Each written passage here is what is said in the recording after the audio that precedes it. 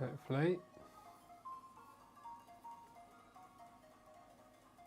We're live. At last. Only a few minutes late. Good evening, everyone. Hopefully we're late. Hopefully we're late. Hopefully you can hear me. Let me know if the mic's working. Everything has just gone wrong at the last minute, as always. And there's been lots going on today. But everything is going well, so it's good.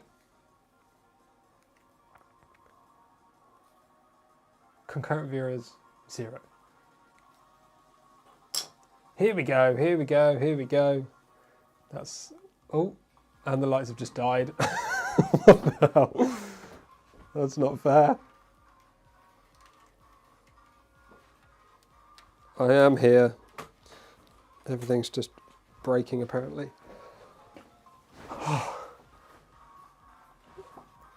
Right. Good evening, everyone. Oh, now the handle's broken.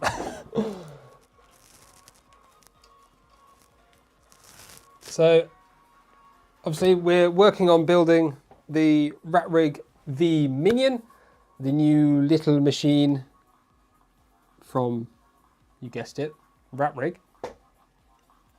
I do have to let you know, is a sponsored stream, sponsored by Rat Rig and by me with the divider piece.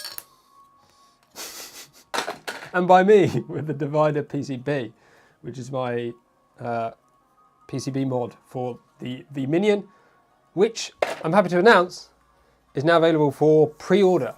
So the link in the description is live, goes to my website. There is an order link. It's pre-order. It basically is working the exact same way as a normal order, so it is a full payment, but it's just calling pre-order because it's not actually in stock. Hopefully that makes sense. So all the testing and stuff is done, all the changes are implemented on the design, the orders are in place, the parts are all purchased. It's just getting a whole lot here, and then they'll be going out. So yes, I guess we're getting started today with actual assembly, because last time we just looked at unboxing and sort of plans and things. So yes. Yes, the mod is done. Well, it's obviously there's different bits of doneness to it. The assembly manual, obviously I did the whole version for the testers, and then all the changes are still being implemented for that, but obviously you don't need the assembly manual until after you have the PCB. So I've got all the production and stuff done now, and then everything will just be following on as we wait for all those parts to arrive. I'll finish off the jigs and the written guide and all this kind of stuff, which has already got like full versions of them. It's not like I'm just randomly starting from scratch. They have been like done once, but they're having all the little changes implemented from the fantastic test team. Right, so let's look at, I guess the first thing we probably want to look for is some instructions.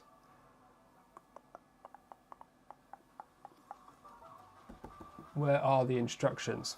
So this is how we've done it before, where we have one screen of instructions and stuff on the screen next to it. So if you're not aware, all the instructions are online, so you don't have to print anything out or get anything like that.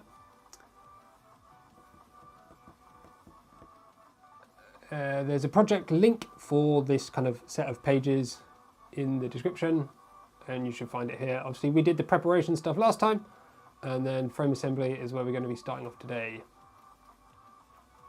Is this a new tabletop? Well, I wanted a little piece of granite for doing printer assembly, but because I didn't want to pay for it, I got what I was given, which is this. It's absolutely huge and weighs nearly as much as I did. But it is nice and flat, probably.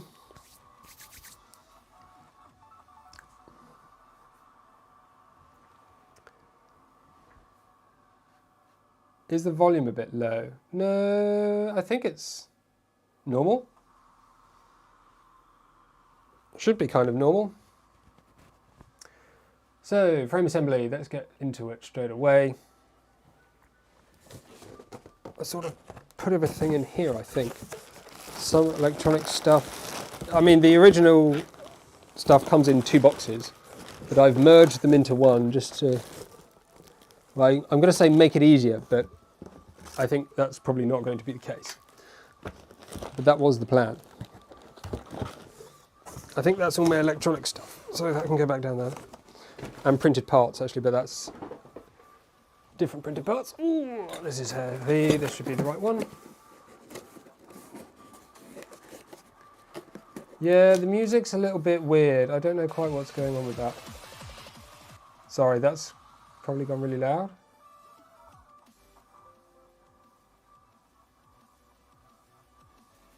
It's super confusing.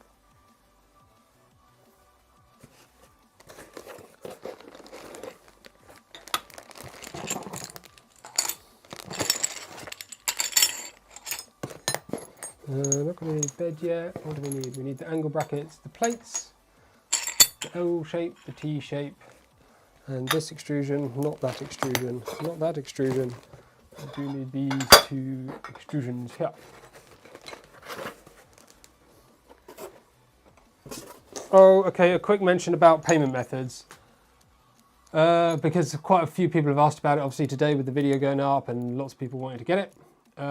I did have PayPal previously, but because of all the transactions I do on there are reasonably small, like most of them £5 and below, especially the last set I had was like £2 or £3 I think I had somewhere. So PayPal took such a big cut of that it almost wasn't worth having. So I just got annoyed with PayPal and turned it off. But if I put everything through PayPal, then it takes down a huge amount of what I earn from it. So I'd like to have PayPal on there, but only for people that need to use it rather than just have everyone use it. I might reconsider, but at the moment I don't really want to add it just because it takes such a huge cut. It's ridiculous. It was literally taking probably 30% of a small transaction. It's crazy. Anyway, focusing on assembly. So the 345 extrusion and 115 with 2 corner plates.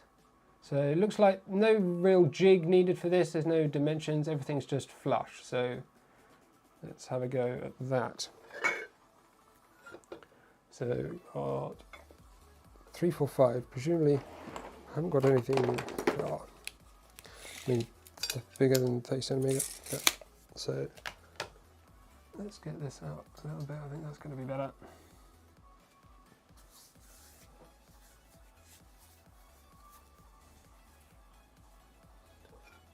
So we'll probably put this one here,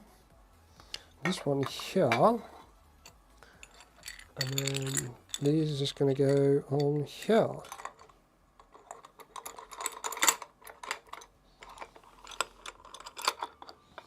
So in the interest of trying to hold things square, I'm going to get, I thought I had one here, a clamp.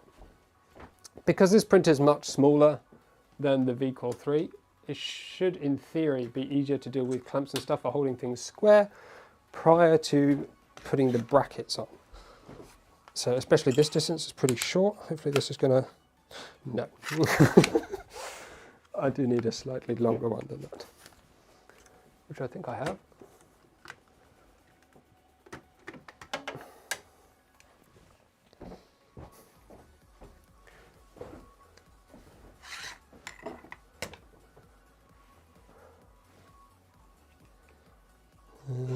So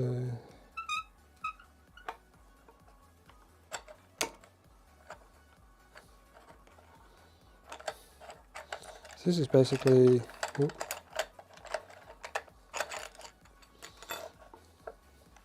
so using the flat surface to get everything square, and then this face at the bottom we want flush, which pretty much is. Let's try and make sure we can get it clamped nicely. I think that's pretty good. And it doesn't really matter exactly how square we assemble this then, because we're not relying on the plate to make our assembly square. What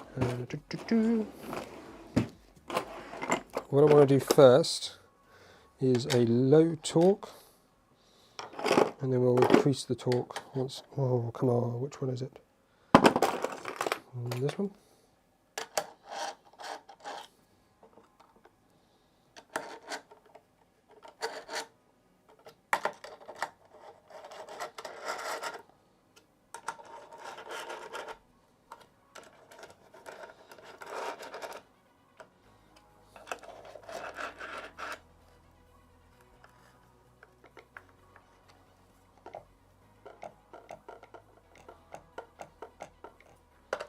So already it seems to be starting to unsquare itself.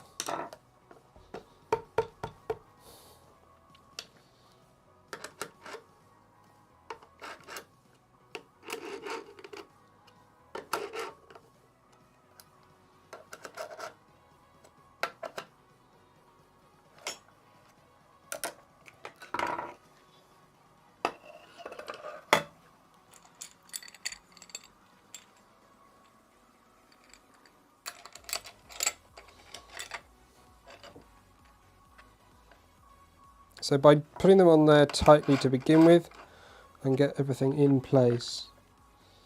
Because if you immediately start wrenching stuff down, that's when you start to like misalign everything. The act of tightening it immediately causes the whole thing to warp. So by being a bit timid with the torque,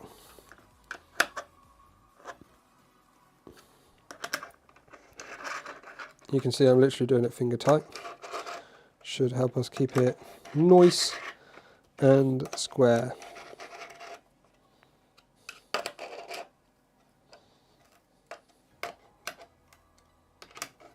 So we also want to look down the end here to make sure that the hammer nuts are rotated into place. They are sort of not the best, but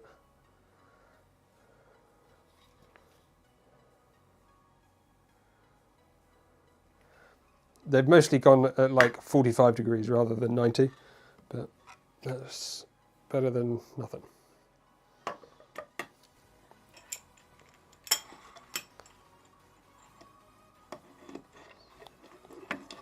This doesn't go here, by the way, I'm just using it to, it's just the same height as the other bits.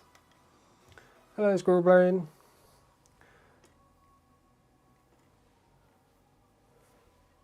So,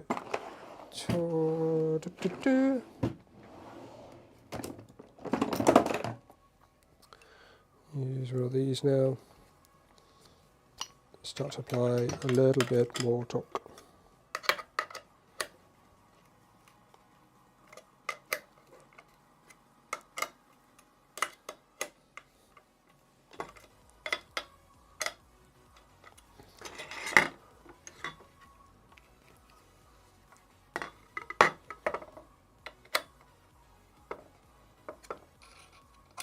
It's kind of pointless using a square because the ends of the extrusions will be very square already, probably more square than you can do just by hand assembly. So by clamping one extrusion to the other, I'm not only ensuring good contact between the two extrusions, which should improve strength a little bit, but also it works as being a good square at the same time. And it means you don't have two bits floating around kind of independently from each other while trying to assemble. Well, yeah, only if well cut, but they are well cut, so obviously they're not inherently square. It's not just a natural property of aluminium that it can only be cut square. That would be quite funny though.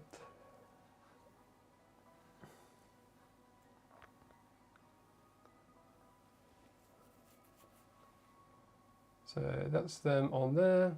Fasten all 10 M6x12 screws on the corner plates. And we're putting a little corner thing in here. Seems a bit weird, but that's what it says to do, so we shall do.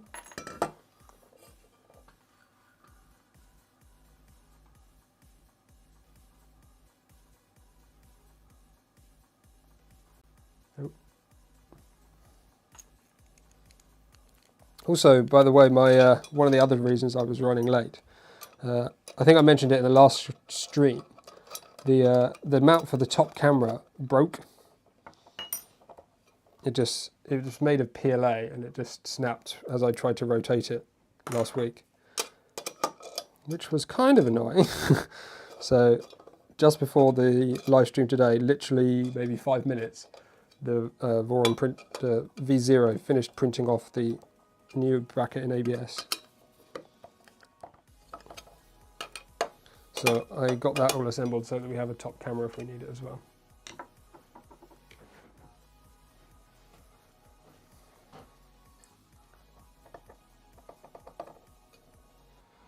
Cool, right, that's that in there. That should be a pretty rigid assembly. Install it. I would just make sure when you do this installation for this part, make sure you are pushing it into the corner, not just onto that face and then like trying to pull it down or something. Try and get it right in the corner, because otherwise it will, again, it might seem little, but it will just pull stuff out of square if you don't assemble carefully. So now we've got to do this piece onto here. So I think one of my pieces will work as a jig for this.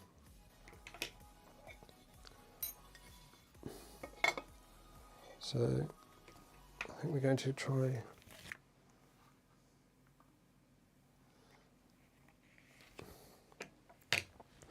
So the only thing we really need as a jig for this part is something that's 100 millimeters long. You can see the two dimensions are 100 and 140. I mean, it's weird that they give you two, because if you get one, you should be guaranteed the other, otherwise the length of the part is wrong. I think I made this piece 100 millimeters long, so I can use it as a jig. This part is 100 millimeters long. I do have two, I don't think that's going to be of any help. I'm not sure how much help one's going to be, to be honest, but it can be easier to do something with a gauge rather than with a measure. So 100 millimeters is light green, so that's the front, so that's good.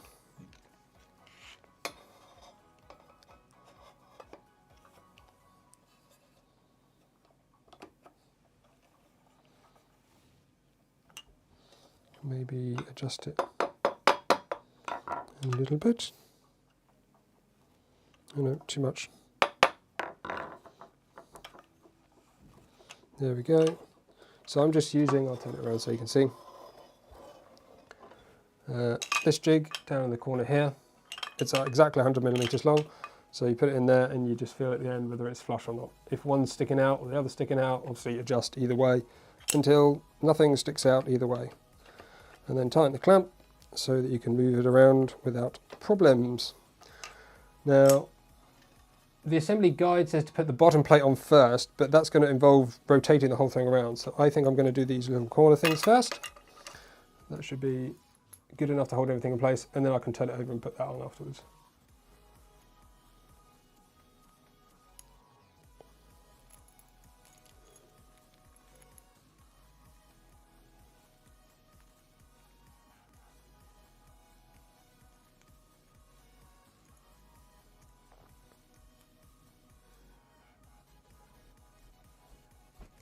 So, which part do they go on, the top bit or the lower bit?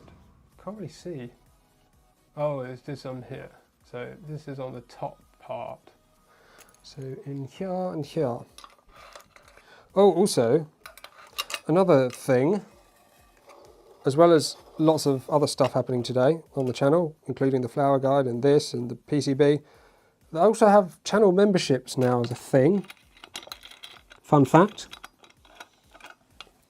So there's some like, I mean there's different tiers and things, but there's like little badges I think, which work in the live chats.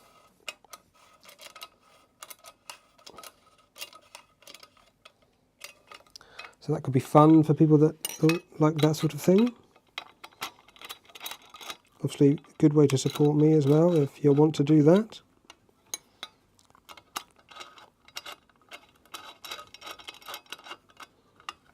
Again, when you're tightening these, just make sure the hammer nuts have rotated into place. It's very easy to feel like you're tightening against them when actually they're just not. They're just tightening against the bracket rather than clamping the extrusion.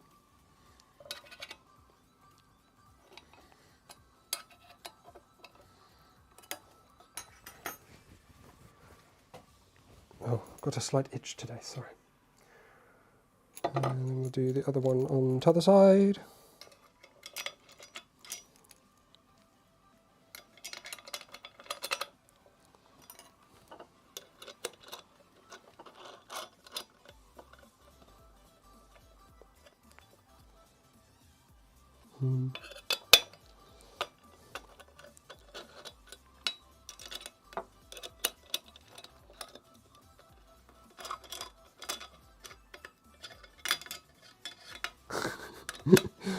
Lots of people printing that calibration flyer. It's honestly such a good model. It's, it's so effective.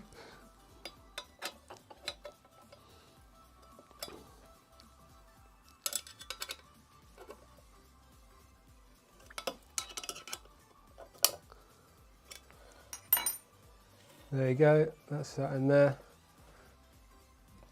So there's 1, 2, and then we can go and put the plate on the other side. I'm going to keep the, what's it on for now? You've got to be a bit careful. This is when you end up ballsing it. Yeah, that's pretty flush. I mean, it'd be ideal maybe to hold it like off the edge of the table or something, but it's just a bit of a weird shape to deal with now.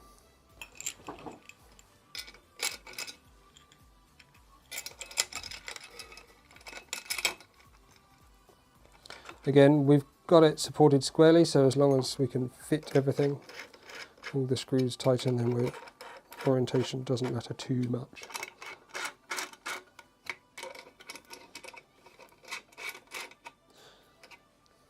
If you're having trouble with the hammer nuts tightening, quite often if the bracket is slightly off to one side, then as you try and tighten the hammer nut won't rotate. So just try and maybe move it back towards the middle and make sure you're spinning it fairly fast as you do it.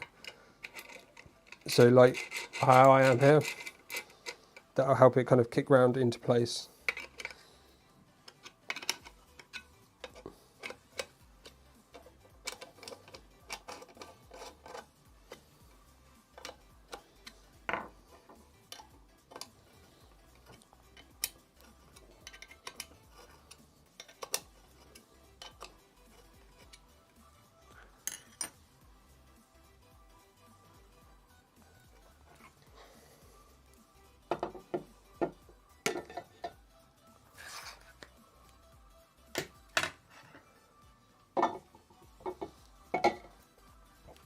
Yeah, that's pretty rigid.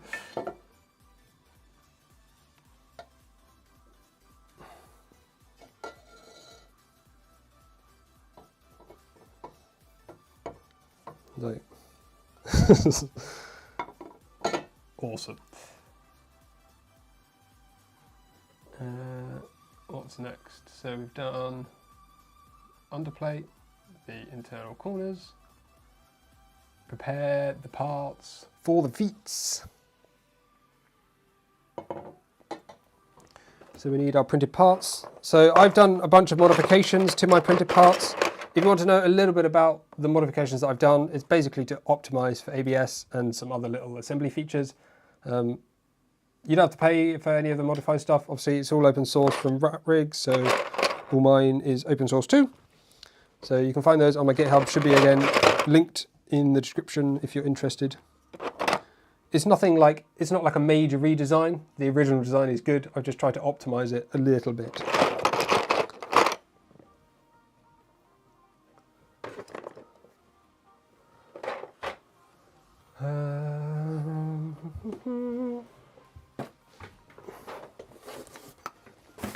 Whoops, daisy.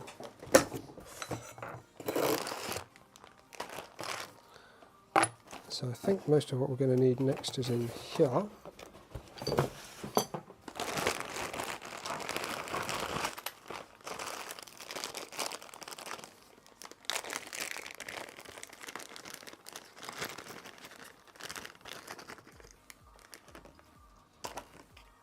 I didn't scale the parts. That's what my calibration stuff's for.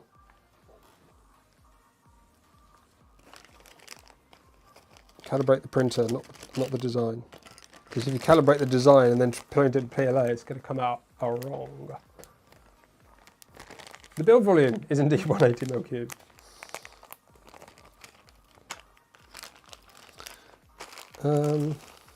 What else do I need? I like these little parts lists. These are so good. Everything needs to have these. M6x12 cap-head screw. How do we only have 3 screws but 4 feet? We must have different screws for that. 3 M6x12. drop in nuts. 1, 2, 3. 2 M5 by 25. Cap head screw. 5 by 25.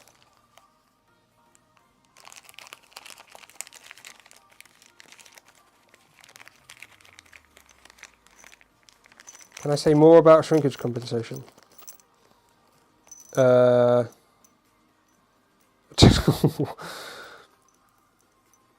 Just elaborating on what I was saying.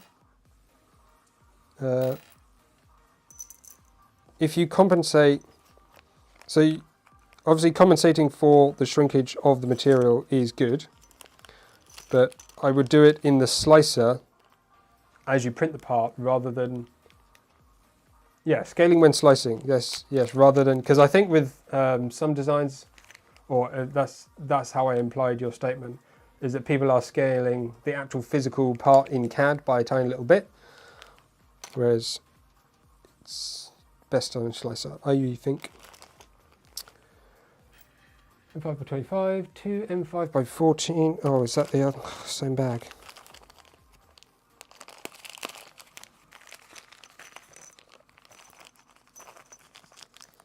These look like they're all the same length, but one is apparently shorter. One of these is not like the others, that's that one.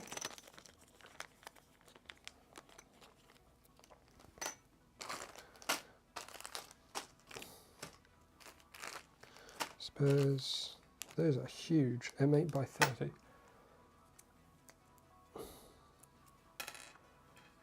5 by 14, 2, 30, 30, drop in T nut M5.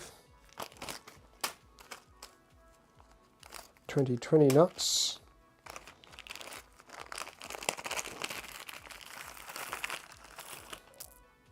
One, 2, and 2 5 nylock nuts.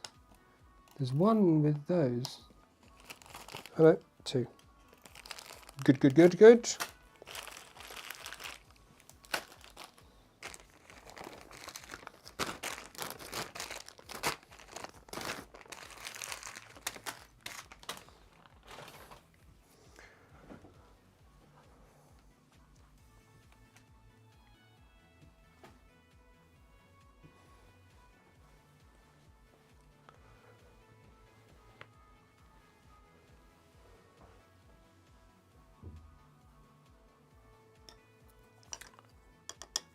So,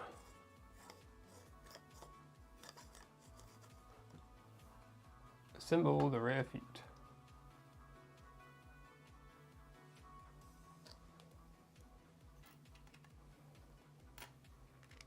So it looks like this in here, and this in here. So these are the M3 by 25.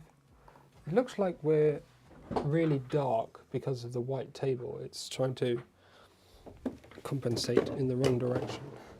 Give me 2 seconds and I shall see if I can improve it to be a little bit brighter.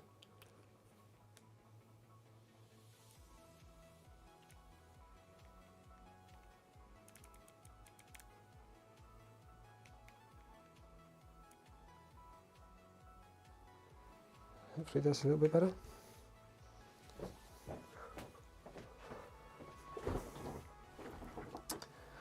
So we got M5 nuts, should just fit nicely in these pockets. Bit tight. And we can't quite push them through.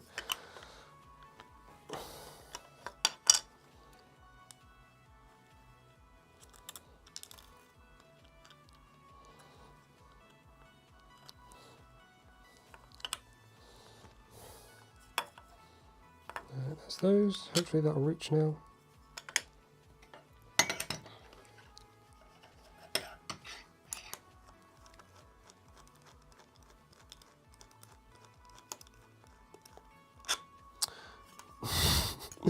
That has not reached.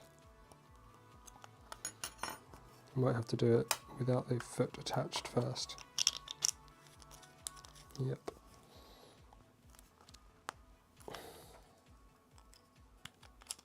Weird, I didn't think the foot was that thick.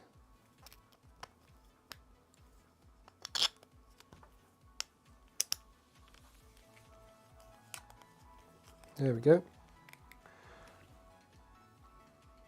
Maybe this is better.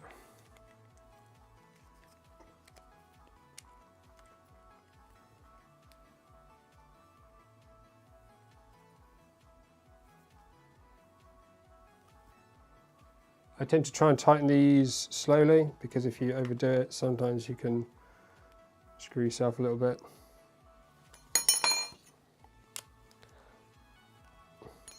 Oops, a daisy.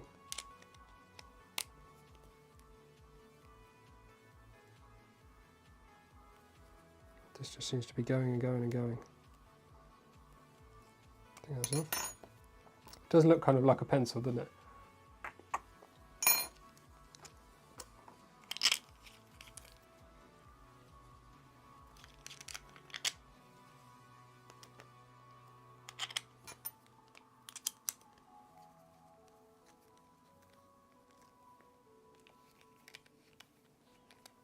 Does it thread into plastic? No, there's a M5 nylock nut on the other side. Well, obviously the nylon in the nylock is plastic, so technically it is threading into plastic, but it's not the plastic part.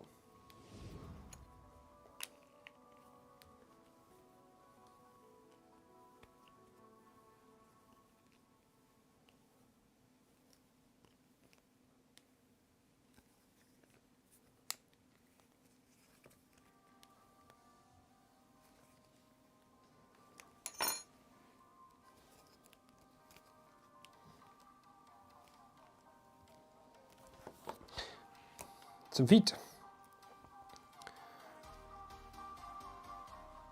And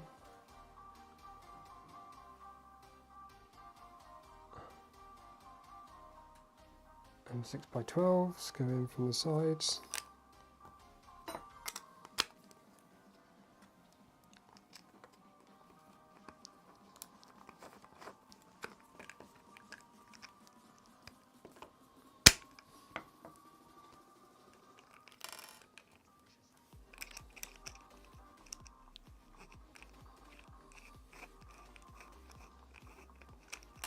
Is that the M5 one?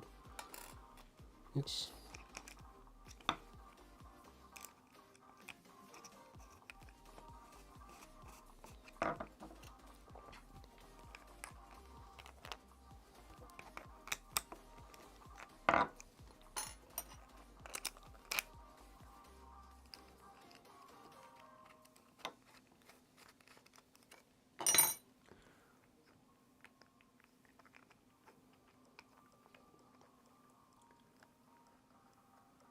Good evening, Simon.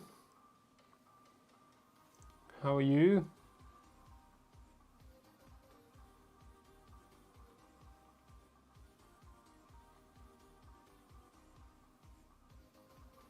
So then we install the feet.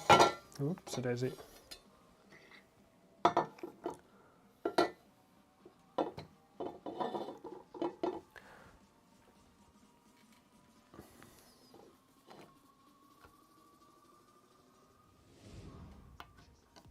Ooh, this is tighter than expected.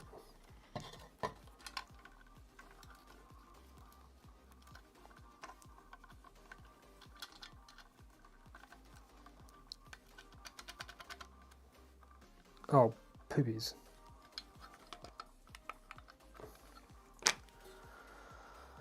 That's kind of annoying. This bracket is interrupted. I'm going to have to remove or move the bracket.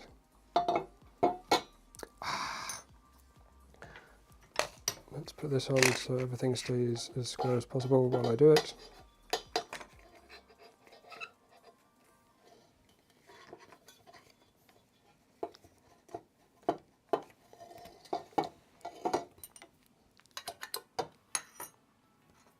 That should be right.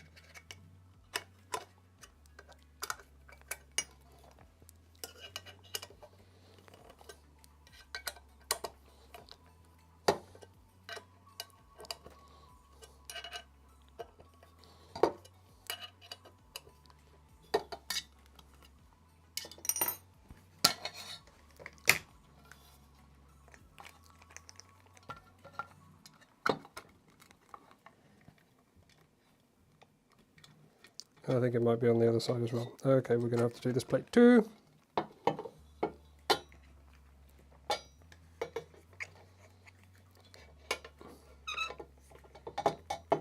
A little something, or maybe just indicating that you should put that on while assembling these would be nice, I think.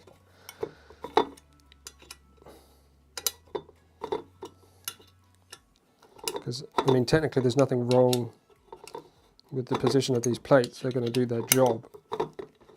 So it should be okay to have them there, but obviously doesn't quite fit with the part.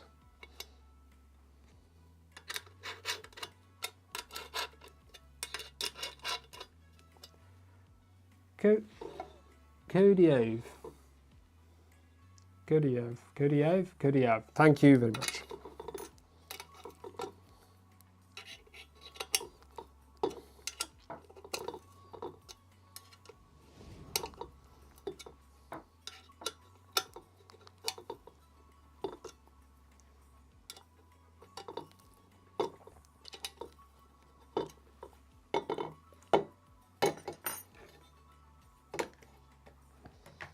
Right, hopefully now.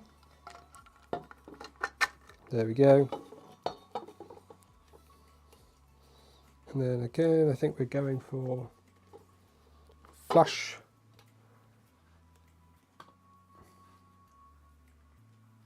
Yeah, you can see here, just, oopsie daisy, flush at the end.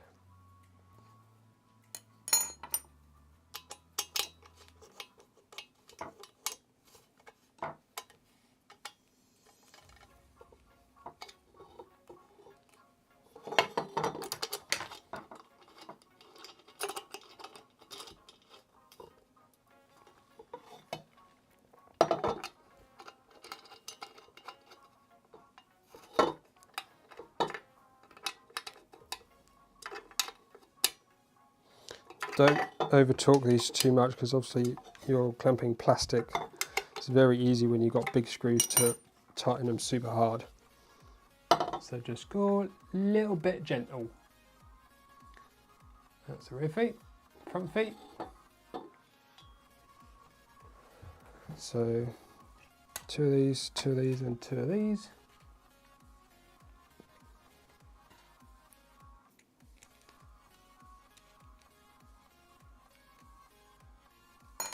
Oops, daisy, come on.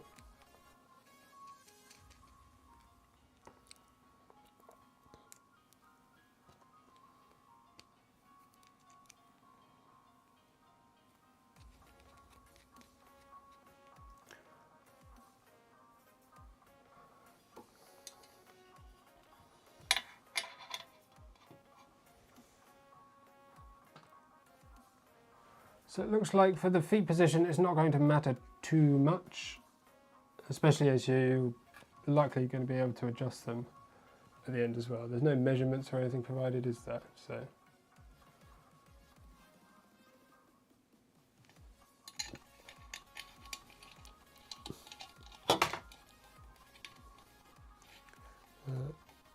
Something like that.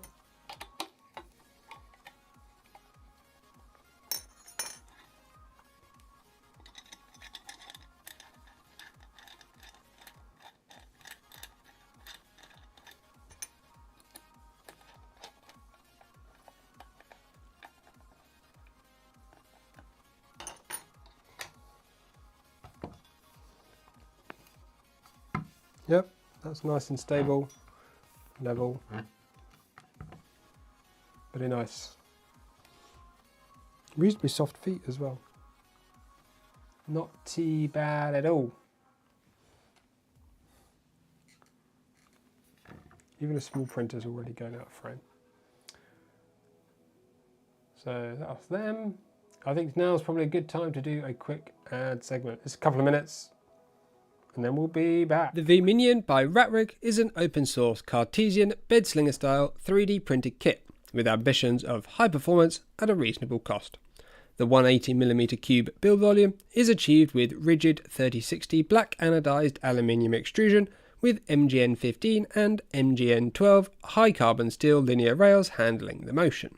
Clipper controls the whole thing, which you can set up easily thanks to Rat OS, a pre-configured Raspberry Pi image whose main goal is to make Clipper as easy as possible. Many high quality and popular branded components are used, such as the Bontech LGX Lite, Fater's Dragonfly hot end, Kinovo bed heater, LDO motors, and of course the Big Tree Tech SKR2 control board. The 5mm cast aluminium bed ensures even heating, the flexible surface helps with print removal, and the ever modular carriage gives you hot end and extruder options if you want to customize your machine. You can buy your full kit with a €12 discount or a mechanical kit with an €8 discount via the link and voucher codes in the description. Just enter the codes at the basket before checkout, and this helps support the channel too. The divider PCB is a wiring mod for the Rat Rig V-minion, designed by me to allow easier separation of the minion from its electronics controller box. This is ideal for those looking to enclose, move, or just tidy up their machine. It comes as a DIY kit with everything included except for the wires. There's a written assembly manual to help you get everything correct, an assembly jig to make the soldering job as easy and mistake-free as possible, and an enclosure for mounting. You'll also be pleased to know it's compatible with the Squirrel Brain drag chains mod too. You can order via the link in the video description. Right. Simon, thank you for asking. I'm good. Been busy. Everything from the last couple of months actually sort of leading up, and everything's just happened sort of within the last week and today. Like starting this, all of this. It's all very exciting. And that calibration flower. Is the divider open source? It is not open source. Not at the moment, anyway. So I've just looked ahead slightly for the instructions, and it's time for linear rails.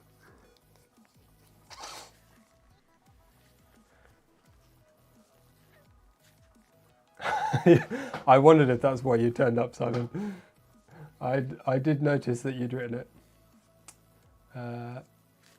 So we're going to prepare. Normally, I mean, if you were doing this at home, I'd probably just suggest you do all 3 rails now, like prepare and lubricate all of them together, just because it's probably a bit of a messy job and easier to do it all in one go.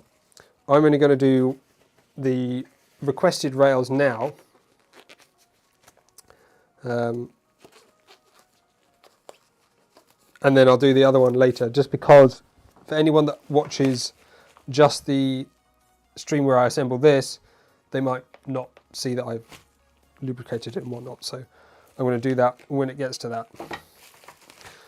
For now, we shall just use the ones here.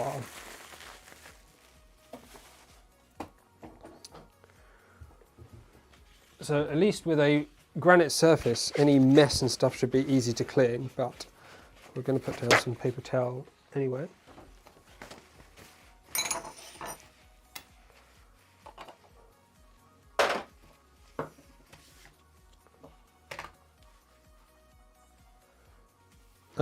I did not see any lubricant in the kit, no.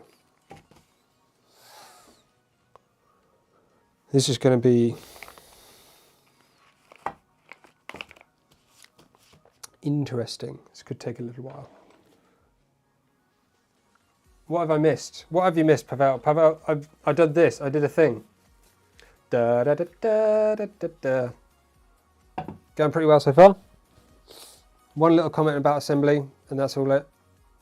Really, this bit was kind of needed a prior instruction, could have been helpful, but all going super smooth so far. I'm just now not seeing a sharp thing. I need a sharp thing to open this package.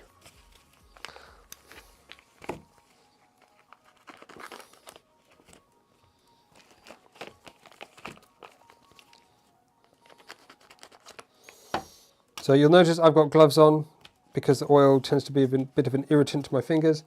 It's probably not required, but I would recommend it, especially these are super incredibly duperly very oily because they're carbon steel, which will rust if not protected. Oh my goodness. Enough oil to start a shop. I'm running out of blue paper. I hadn't even considered that as being an option. That roll was like literally kilos.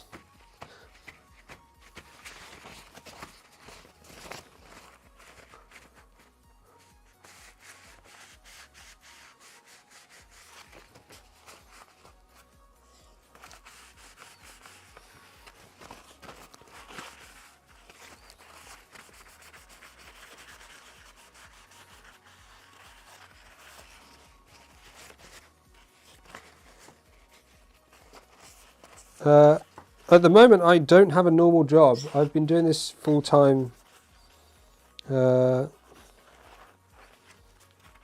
since like November-ish last year, which is pretty tough on a small channel like mine, but it may not, I don't know. It's difficult.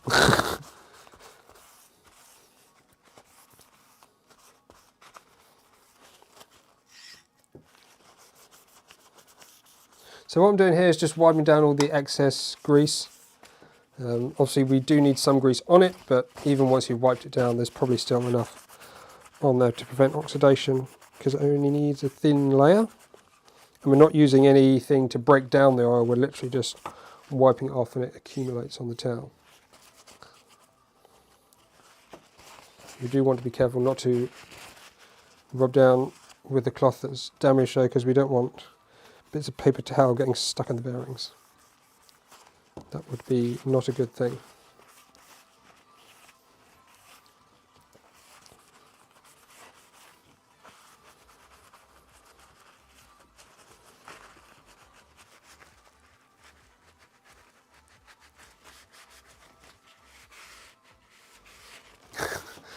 I had 2 jobs. Whereas a YouTube, you kind of have a million jobs, but yeah, I did have 2 jobs for a bit, and I just found it, well, because the timing was not always under my control, I couldn't control when there was work and when there wasn't, so I couldn't prioritise, and so I decided to stop doing anything else and just focus on the YouTube things for a bit and see how that goes. If it doesn't work, then we change plans.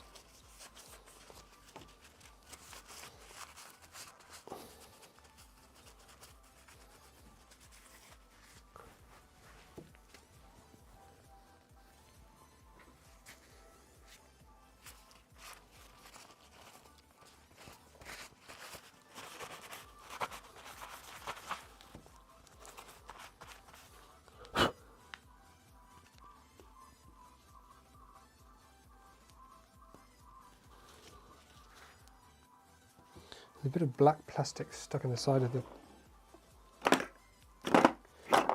doobly. Where's my little tweezers? Where's my tweezers? I've lost my tweezers.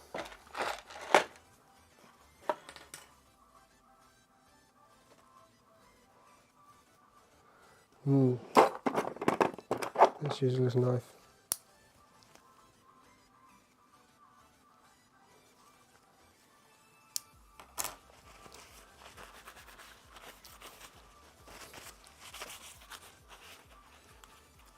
So I'm sure you'll see lots of different opinions online about how much to clean these out, whether to use IPA or anything. The main goal is to try and get them at a constant force all the way along. It's a bit rough at this end. A bit smooth in the middle, it's a bit rougher at that end.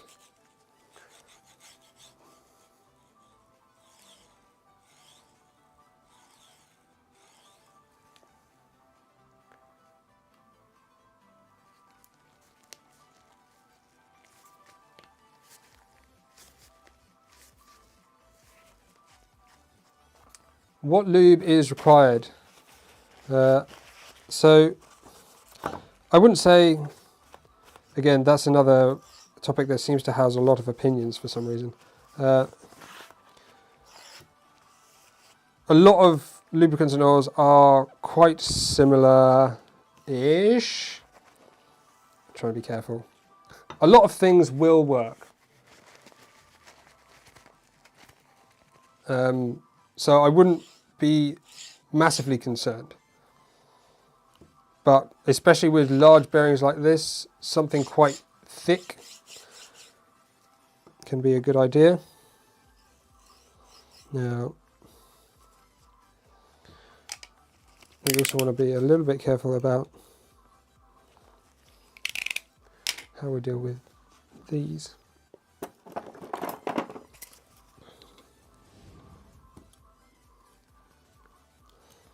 These are nasty little ones.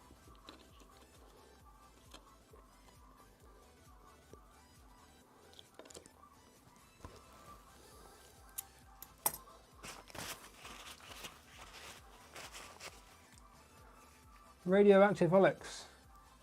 Not bad. I imagine it's really difficult, so you can continue a small tip. Thank you very much. It's very kind of you.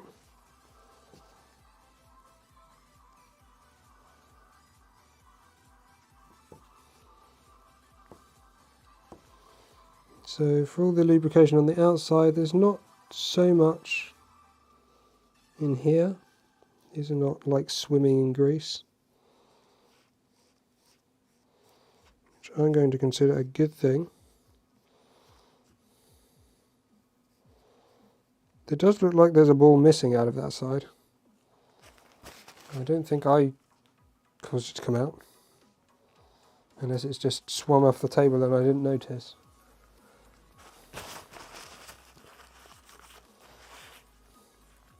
So this hole in the end is for applying lubricant, and that goes into here and out through the channels, in theory.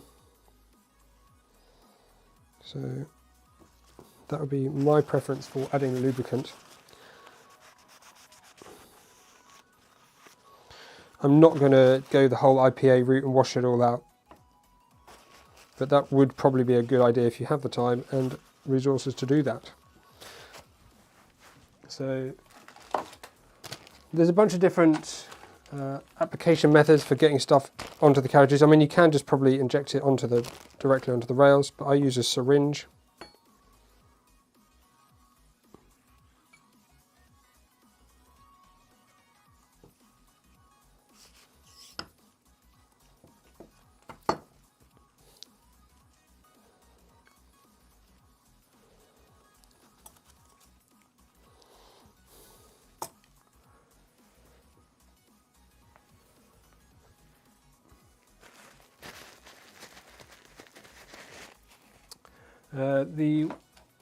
So for lighter rails, for very light rails, small rails, I tend to use this, which is just a 3-in-1 oil. It's much thinner, it's less like a grease and obviously more like a drippy oil.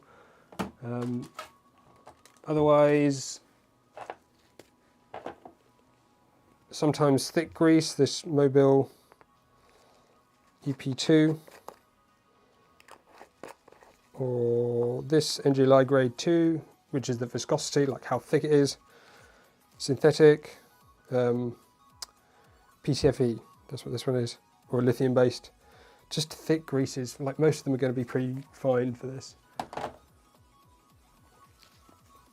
It looks like what I've already got in there is this, so I might try and add some more of that, which is not a particularly easy process because it's very viscous. You can't really just like, obviously when you normally get stuff into a syringe, you stick the syringe in the liquid and just suction it up, but because it's very viscous, can't really do that.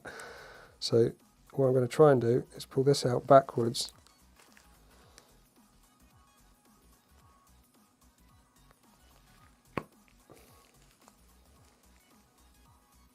which might be a total disaster, and then apply some grease in the end. What tool I'm going to use to do that, I have not considered. I mean, before I've used my finger, I think, which I might be doing again. Downside is this can end up a little bit messy. Not the recommended method.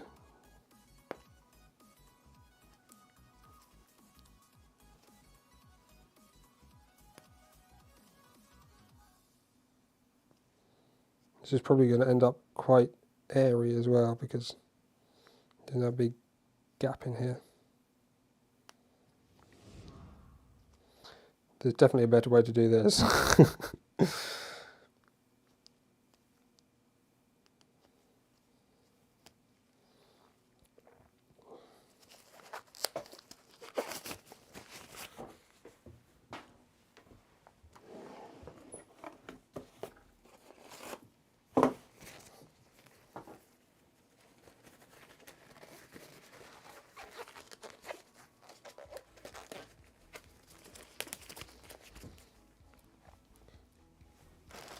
And then what I'm going to do is use, this has got a much thicker nozzle, I'm going to use that one. Oh, come on. So we need to put a hole in this grease so that air can pass past it. And then try and shove this back in. Apart from, hopefully, yeah, all of that's going to come out the end. Oh dear.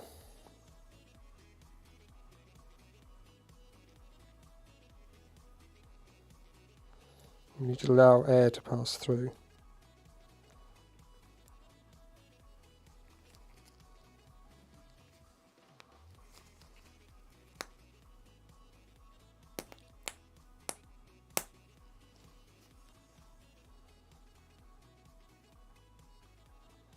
There we go. It's messy, but we have managed it.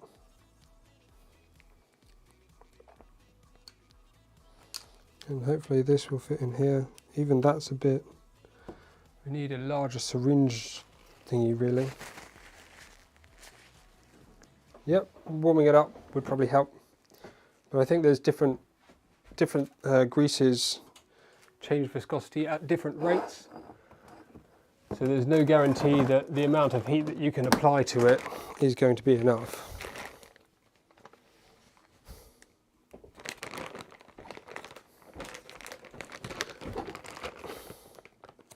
These are not surgical needles, by the way. These are like designed, or not designed, but these are for this kind of process.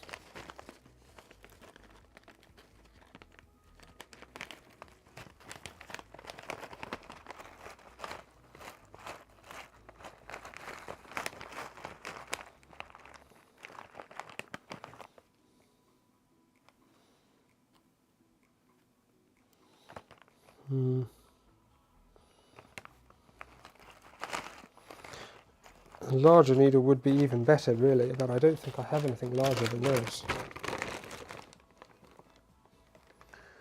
I think these ones be the very largest we have. So we'll have a go like this.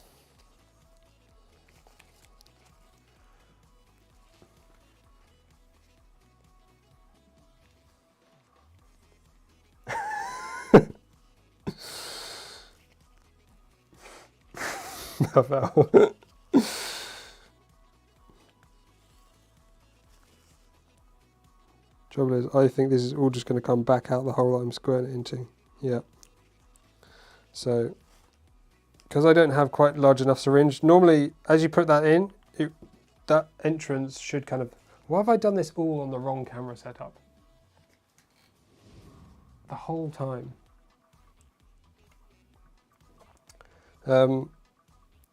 With a larger needle, as you put that in there, it should kind of seal onto the carriage, and then as you push it in, it will distribute.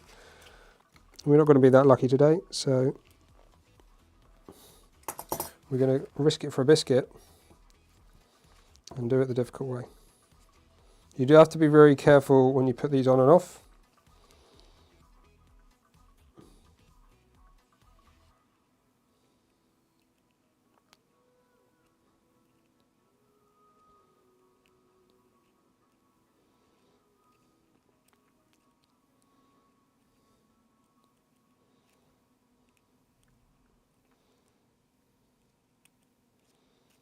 Must say though, these larger ones are much easier than tiny little ones.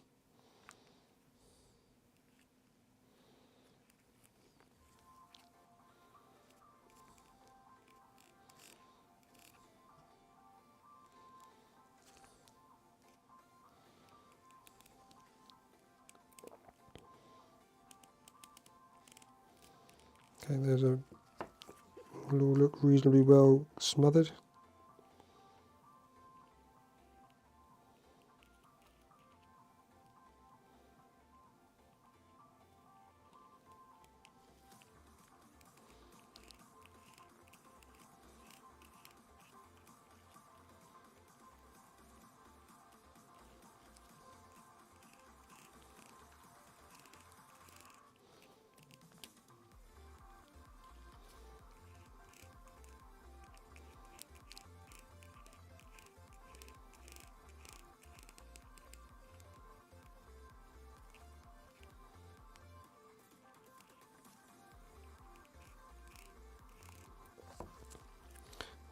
Just try and circulate these a bit more.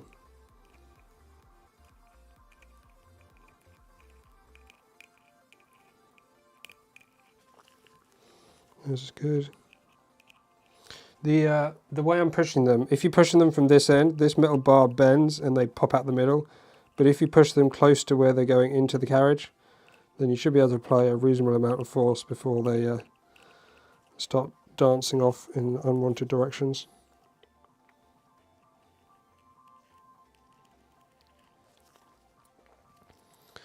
And then we simply reassemble the carriage. Okay, be very careful because you'll get the same thing. The little bars will bend and the balls pop out.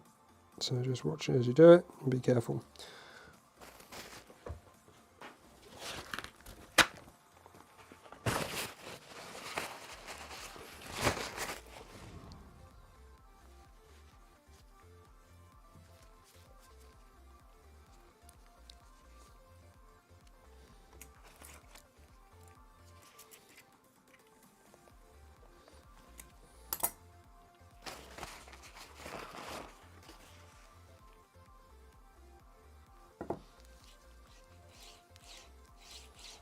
So it's now a little bit quieter.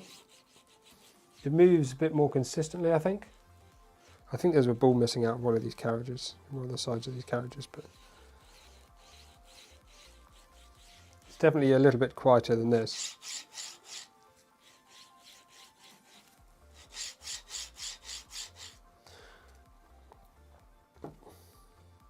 Did you catch the balls will pop out?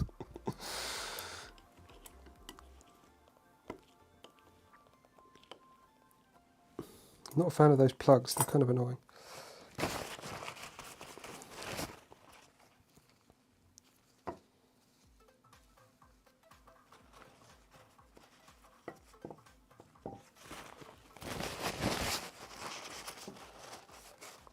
They're labelled differently. This one's labelled L8 plus 0. This one's Y2 plus 0. Don't know why.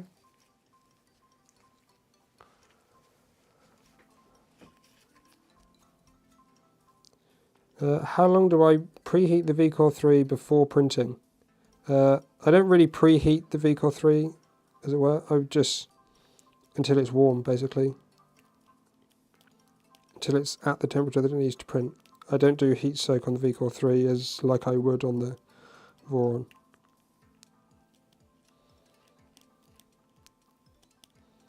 Should I? Maybe. Do I? No.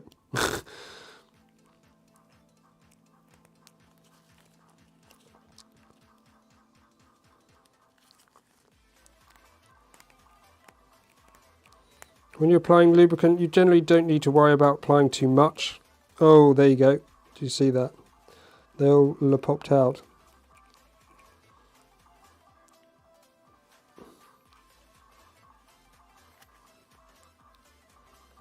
Should be able to just poke them back in. With a wide nozzle, you can also just poke them like that. There we go. Yeah, you can generally not have too much because excess will just go to the side. But you end up just wasting a bit. That's not the end of the world, but just be sensible.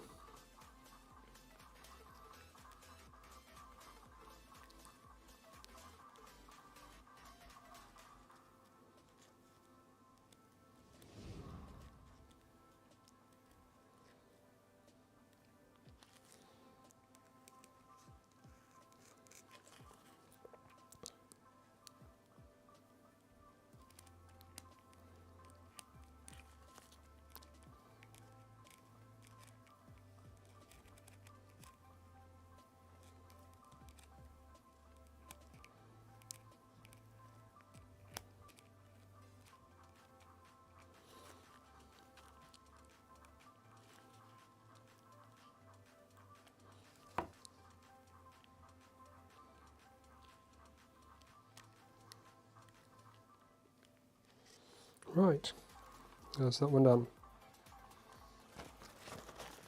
Kind of regretting not doing them all at the same time, but there you go, such is life.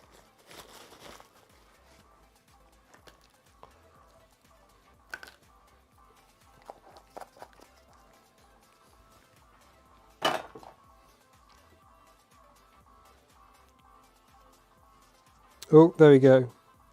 So there's an example. You can see as I pushed it in, I didn't have this aligned with the carriage properly, and it's caused the little bearings to pop out. So just bring your thing, what's it back in. Use tweezers or whatnot if you need to, but with a bit of grease they should kind of stick. Just push them back into where they belong.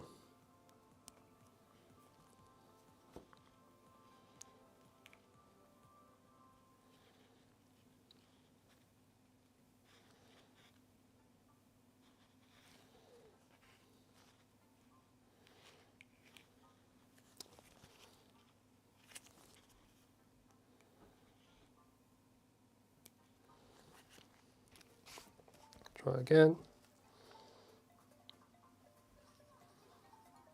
A little bit less force, a little bit more angle.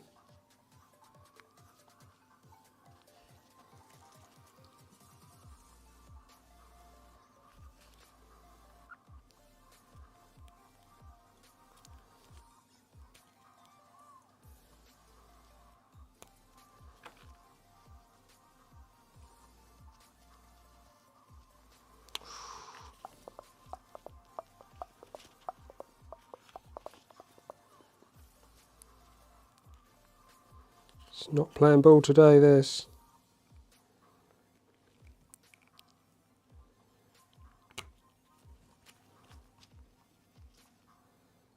Very tight.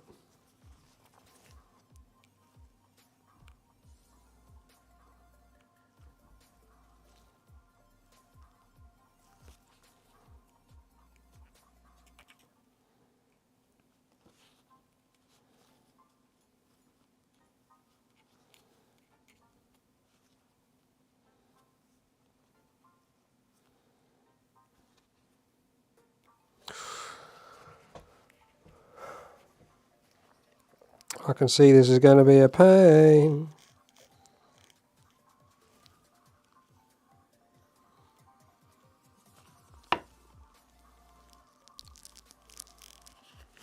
Let's try circulating the balls.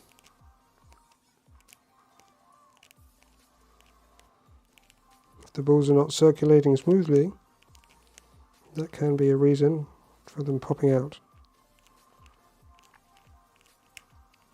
There's one.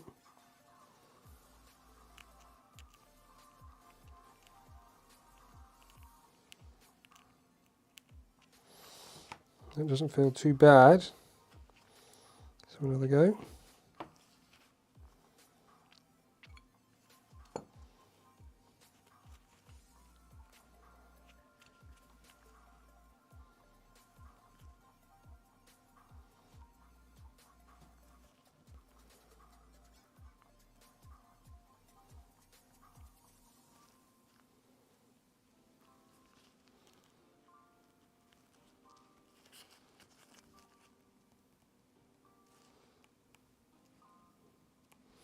The end of this carriage rail is super tight tolerance, I think.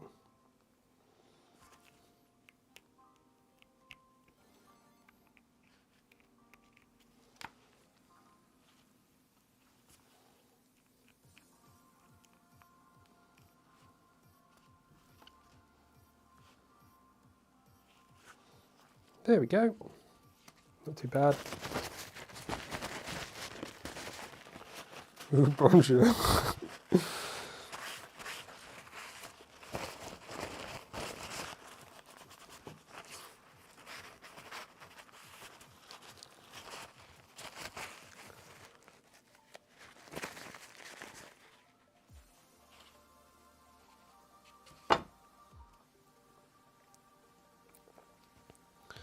There we go. I think those rails should be okay now. That took a little while, didn't it?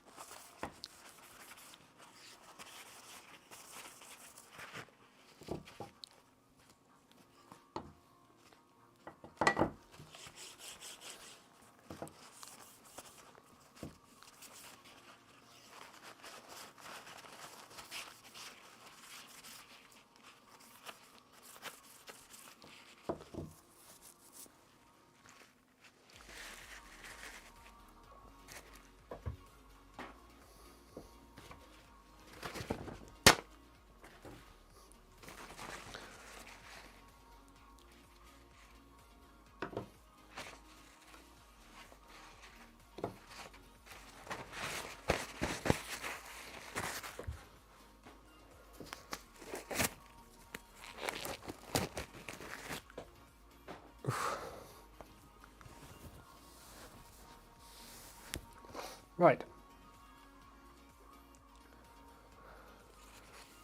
So we've got our rails prepared and our balls greased. What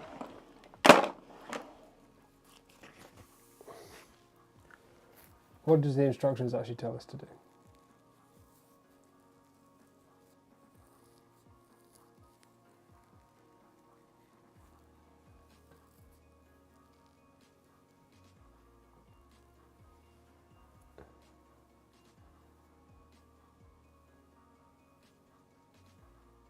For the PCB, you can actually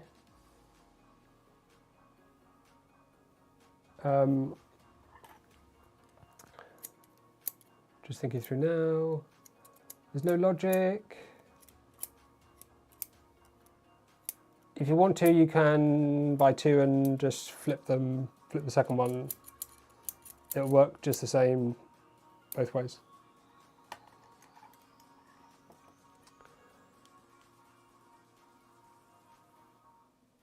Prepare the linear rail parts. 14 M3. It's weird having huge rails, tiny screws. Dropping T-nut M3. 1, 2, 3, 4, 5, 6, 7, 8, 2, 4, 6, 8, 9, 10, 11, 12, 13, 14. Good counting. You want to go with a separate electronic box with this build? Do I? Yes, I will be, because I got this. It's designed for a secondary electronics box, because that way we can enclose and still have accessibility and all these kinds of things.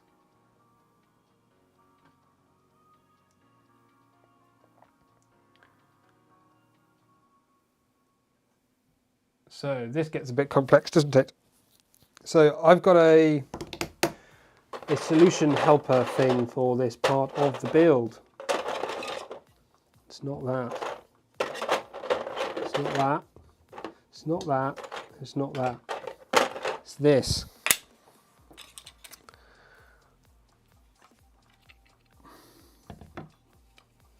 So I'm not sure exactly what screw is meant to hold it on. It's probably one of these.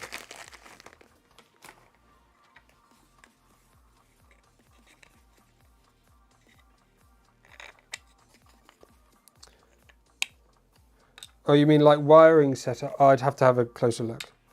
I mean, like physically, as long as you've got the wires correct, the PCB will work fine.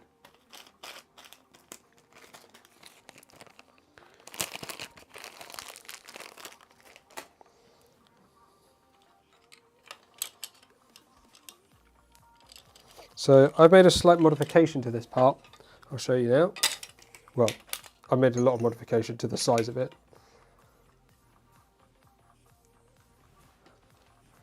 But you can see, so this is like a thinner version of the original one, but the geometry is mostly the same. On this one, I've added these two mounds, which are the offset that you need for the rail from the top of the extrusion. So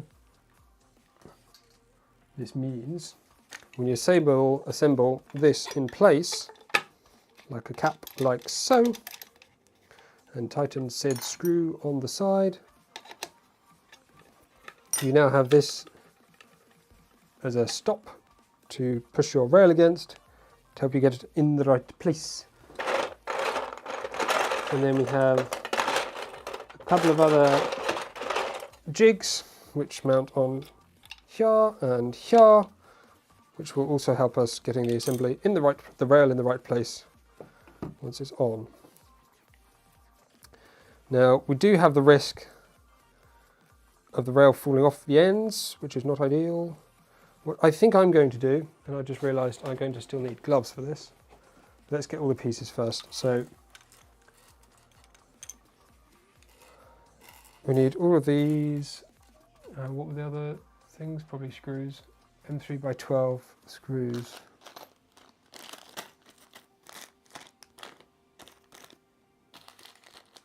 M3 8,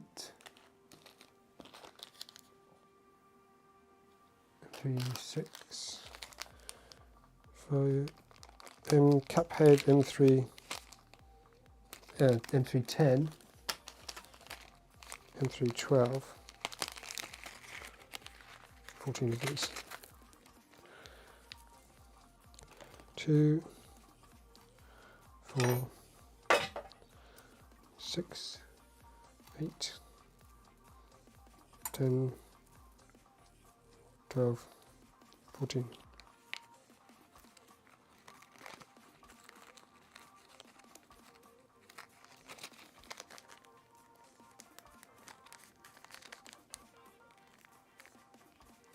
Use magnets on the rails. Oh, you mean to stop the things falling off the end? This is quite a clever idea. I had not considered that one.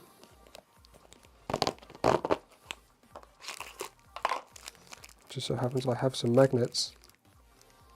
These are pretty aggressive magnets, but they're magnets. So what we can do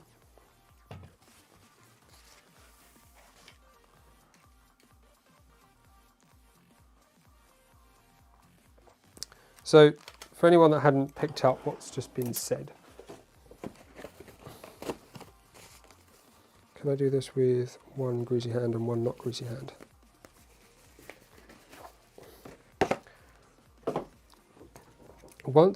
So we need to take this out of here because this is a mounting hole. But once you do that, this can slide off the end. So if for any reason it kind of, you like, I don't know, angle it funny whilst you're doing it,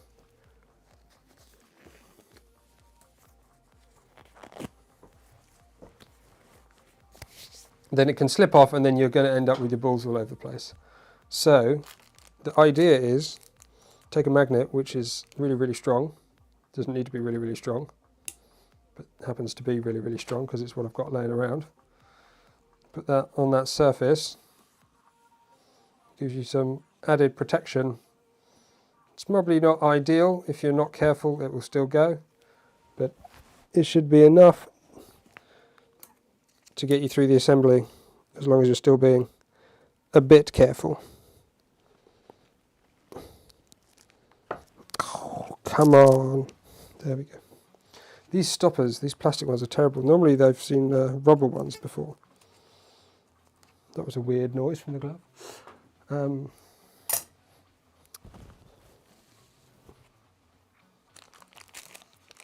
So,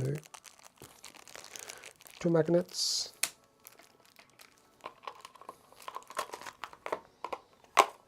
One at each end. We'll do one rail first and then we'll do the other one with the same magnets. So back to here. Oh no, we need to put all the screws in it first, don't we? I guess we can just put these in here.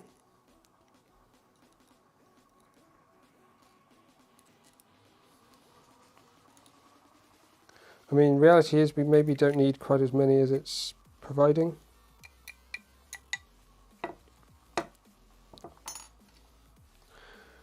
Do need something to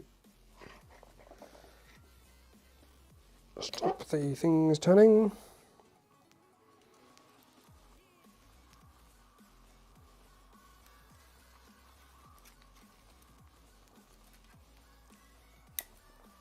Oh, that's the problem with magnets. They stick to things.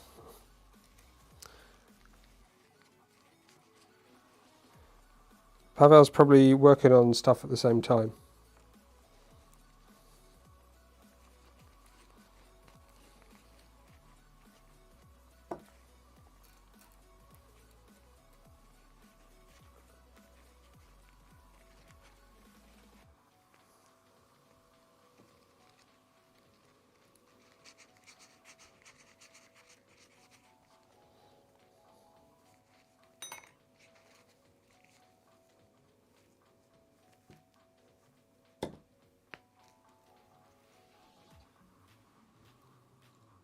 Oh, I think I know what both of those things are. That was a weird laugh, wasn't it? Come on, stand up.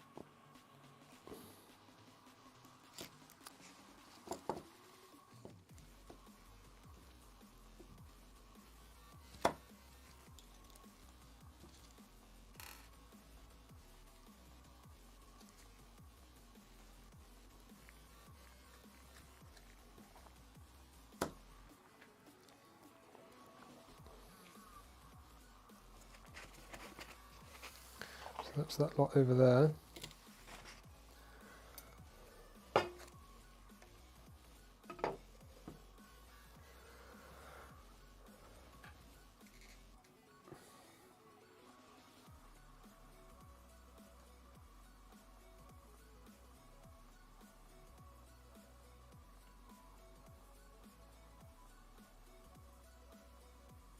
So now we've got everything in place, we should be able to simply drop this, oh, get this in line, here, here, here, here. Get that on there, put this on here. In fact, we'll put it right up the top. Put this one down here. Push the rail all along there. This one down here.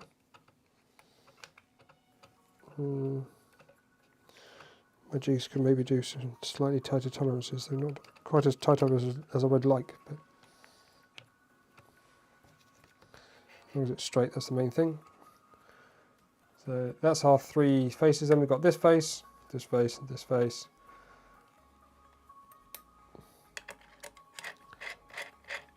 From one end, again trying to make the nuts spin down below. Tighten in loosely first.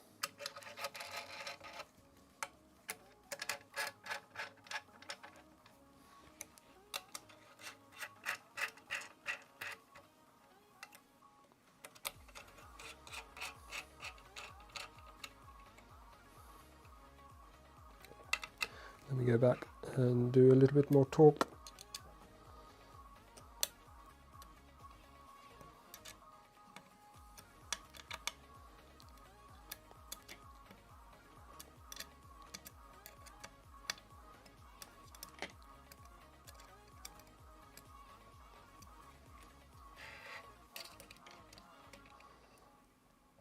If you tighten these too much, it does deform the rail. I think it kind of forms a bit of an S as you torque it. It kind of grabs the rail and twists it a tiny bit, and that will cause the linear carriage to bind a little bit. So just don't get carried away. Keep reasonably gentle.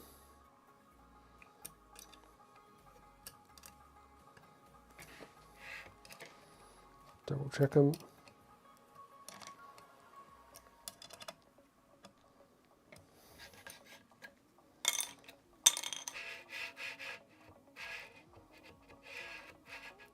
Now I've got another piece for down here because, again, we don't want problems with the balls. So this little stop, as far as I'm aware, the way I designed it was such that carriage cannot come off end. So we get a screw that holds this in, and then we're laughing.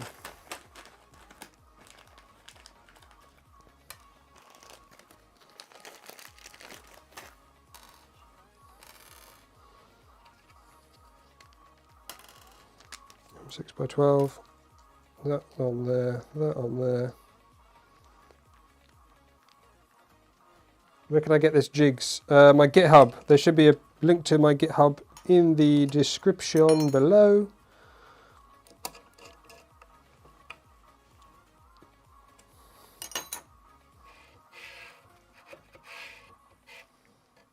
There we go. Transfer the magnets to the other rail.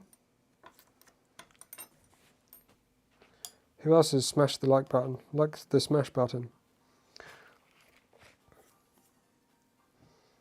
Hopefully you've got time for the other rail, and then we'll have another add segmenty thing.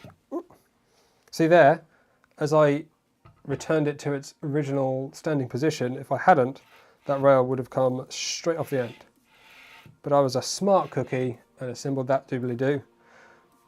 And now it stays! Yay!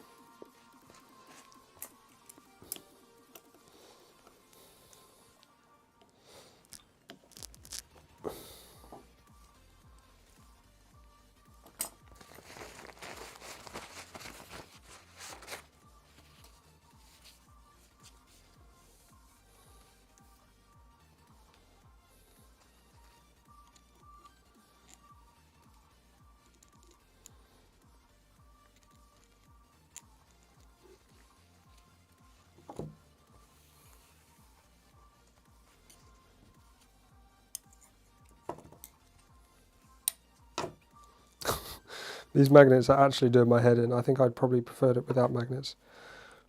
A different solution might have been easier.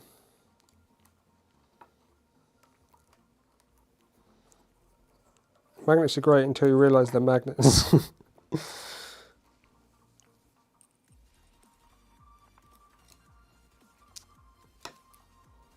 obviously everything's super slippery and greasy.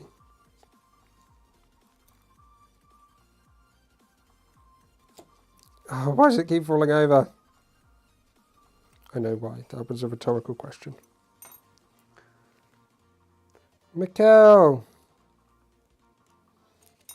Welcome.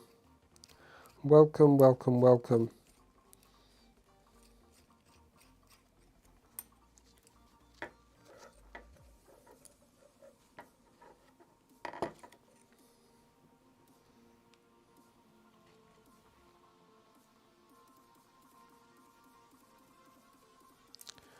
Oh.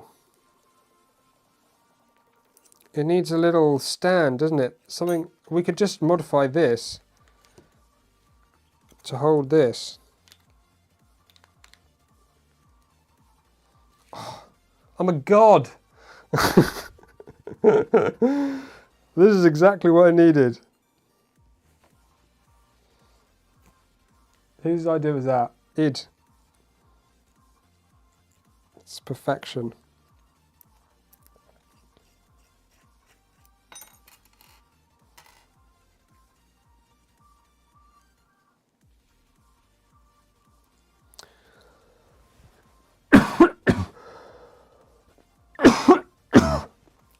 Ooh. My allergy to grease.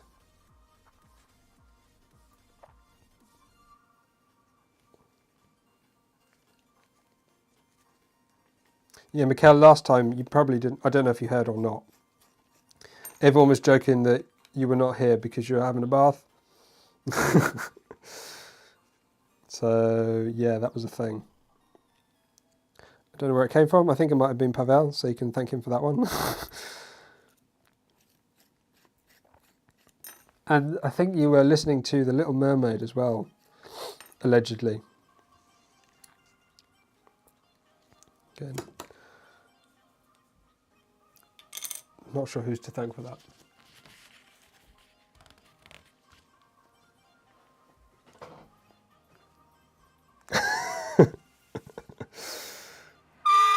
Oh, I'm glad it was confusing for you because it was equally confusing for me being part of it during everything.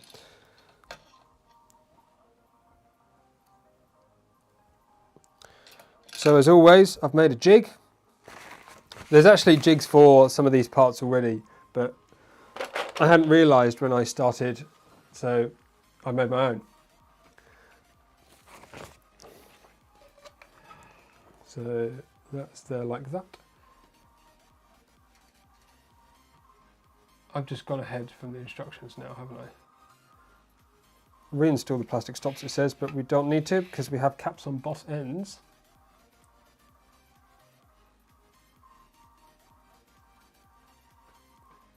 Yeah, I don't think YouTube's going to like this either. It's just a lot of talk about lube and balls. But it's legit because it's about lubrication and balls and linear rails. I don't know what anyone else is thinking about. So, instructions. we've got some dimensions for this rail that we want to try and keep. So the green, the 7.5, is basically just put it in the middle. The orange is 5mm from this end, and for some reason we have 2 dimensions, even though we can only control 1. So we've got 5, the jig that I have will do 5mm space, so that's what we need at this end. So that one will go on there like so. Something like that. And then we have the other jig which will do the spacing. So let me show you. So this is the end that's 5mm. This can move around all over the shop at the moment. So we put this on the end. This is like the difference between these two is that one, they're kind of the same depth, but this one has like a 5mm, oh no, this one has a 5mm stop on it. So that'll separate the thing, the linear rail 5mm from the end. And there's a little gap in the top, so you can make sure that it contacts the end face. So that should hold on there. That should press into there. That should press into, that should press, there we go. So there you go, then that, and then that goes on there. And then you're laughing. Your linear rail is nicely positioned and nice and square. Something's not working quite right here.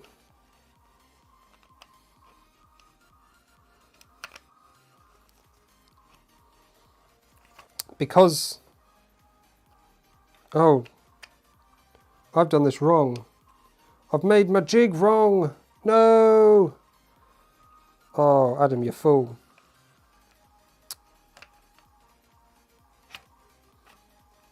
This jig does not work. I need to modify it. Oh, poo-poo-poos.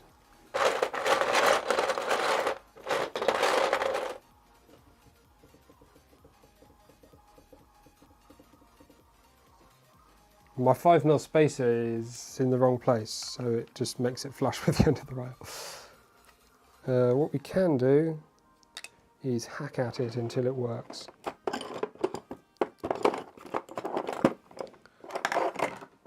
And we're going to use some eye protection because sometimes stuff explodes.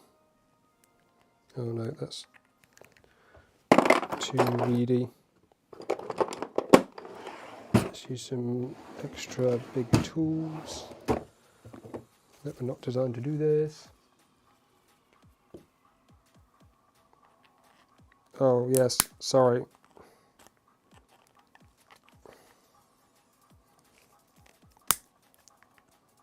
This is not going to work. I've just snapped the entire jig, I think.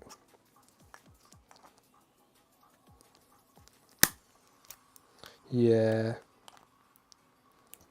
I think this one's a bit of a goner. The whole thing's just fractured, which is what do you expect from PLA?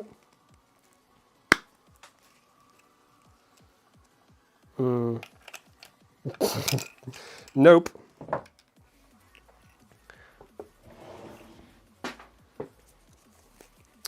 What can we do to solve this predicament?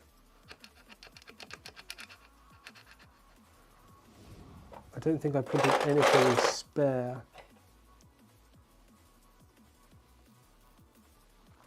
Oh, what I did do, because I'm a smarty pants, so I made a modification to this part, which is this bit here, which is also the same 5mm spacer. So we can use that to space from the end 5mm. And then we just need to be very careful with our remaining jig piece. So we'll do, try and flip this around, is that going to be better? So our one jig here.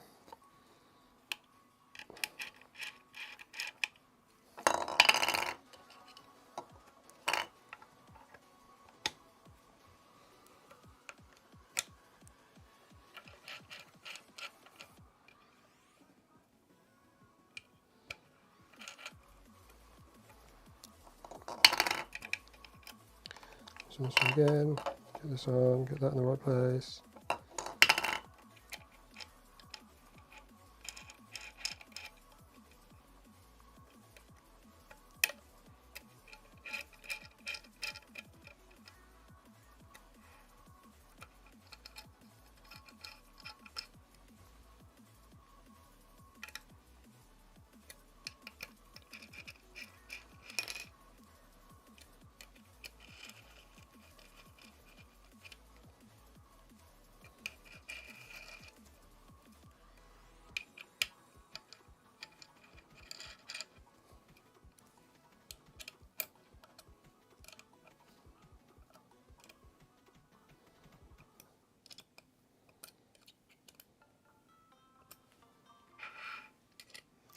For the magnets, we'll leave them in place for now because I don't think we have any stops to prevent anything coming off the end as it is.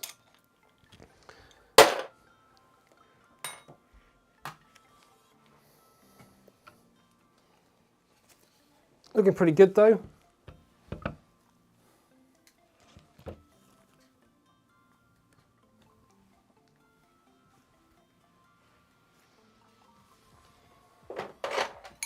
This is where we have substitute 5mm gauges, isn't it? There is some background music. Probably very, very quiet.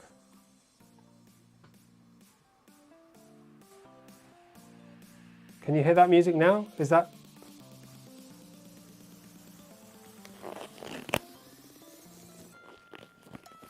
There's music playing from my computer, which obviously I can hear.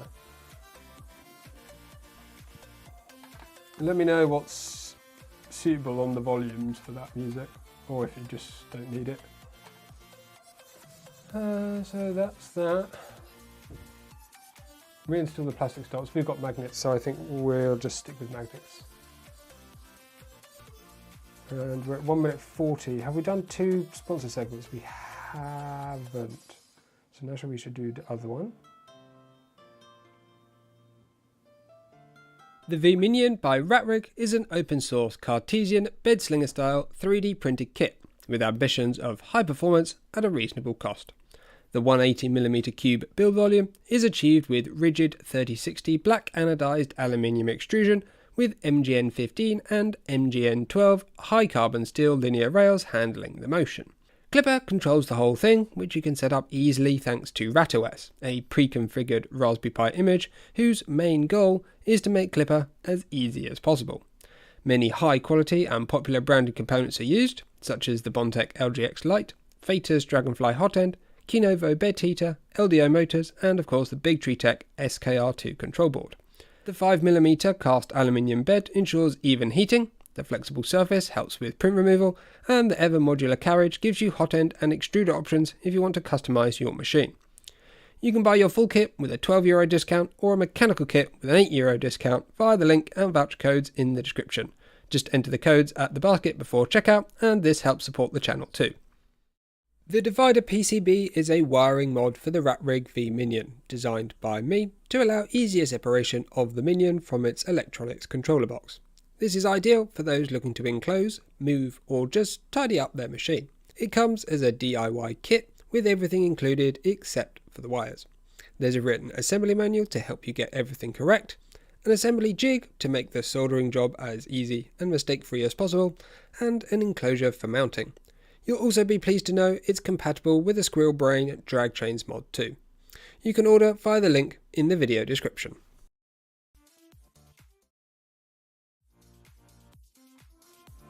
Sorry about that. All over the plot.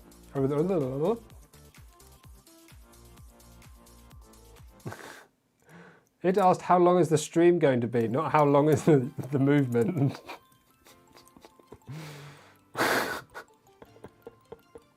How long is the stream going to be? 180mm.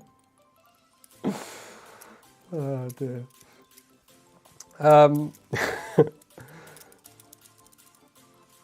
A bit longer. I think we're going to do this Z-axis motor assembly.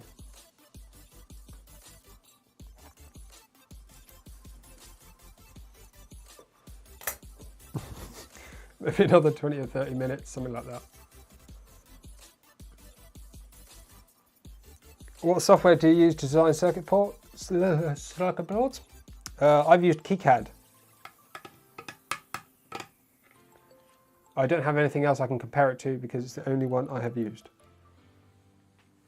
I only learnt how to do it like beginning of this year, the end of last year, no. Yeah, December last year. So, Z motor cage, I have my version here. 4 M6x12.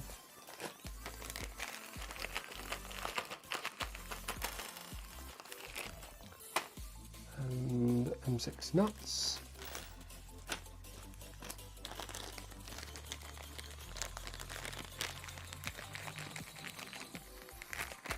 If you want to buy your own LEDs, you can. But I've already bought all the ones that I'm planning to buy for this, so... But they're just standard 3mm LEDs, so you can put whatever you like. Purple LEDs. I'm glad the purple. I wasn't sure, like as you're printing it, I'm like, is it going to really look good? But I think this is going to turn out super nice.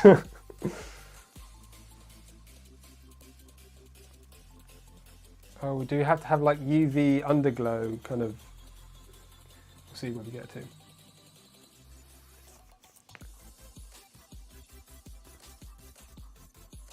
Oh, we're assembling it straight to the printer. Interesting. Okay, okay. Let's go look at this, and then look at this, and then look at this. Something right here.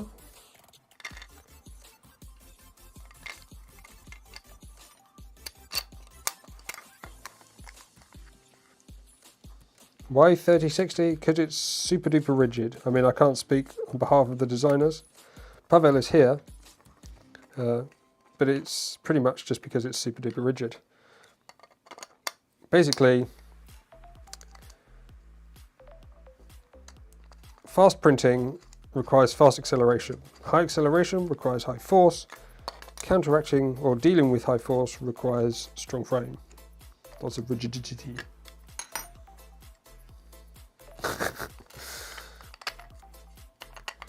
There are many LEDs I could have used, but I decided to go with red.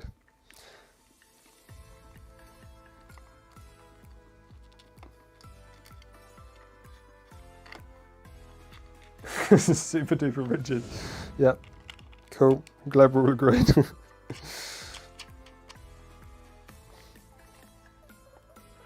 The engineering team have spoken. So how the dickens do I put this on then?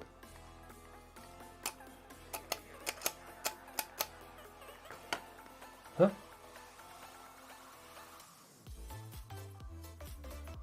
No, it's like put two of them in and then slide the other. Oh, that's annoying. Why would you? Let's just do it the easy way. Let's not make it more difficult for ourselves than it needs to be.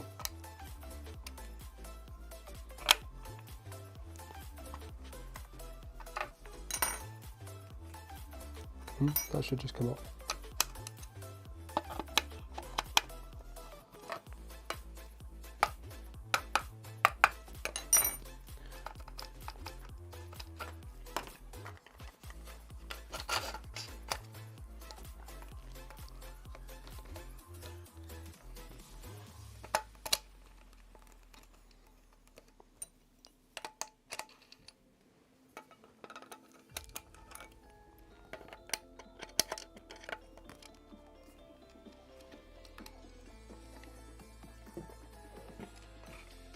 This is easy.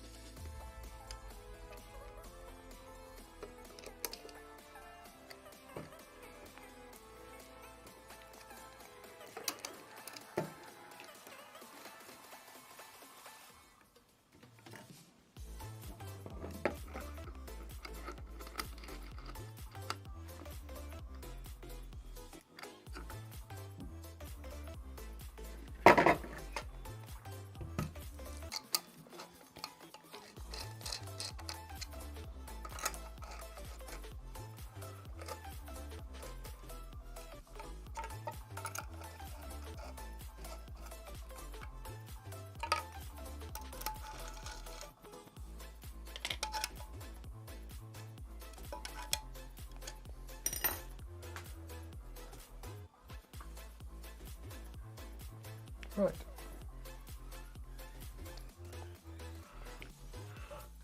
I think that was probably the easier option than trying to slide in the nuts kind of weirdly from the side sort of thing.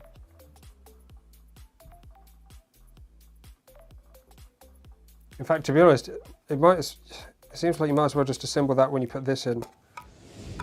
I know it's kind of nice to have a separate step, but Z-axis motor parts.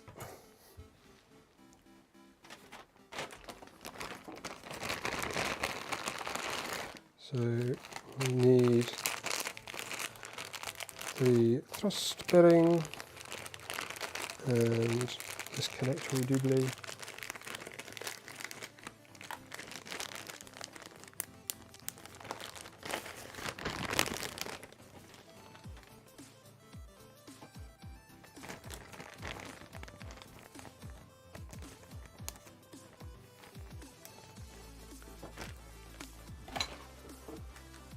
What else do I need? Thrust bearing, coupler, and 3x18 cap head screw.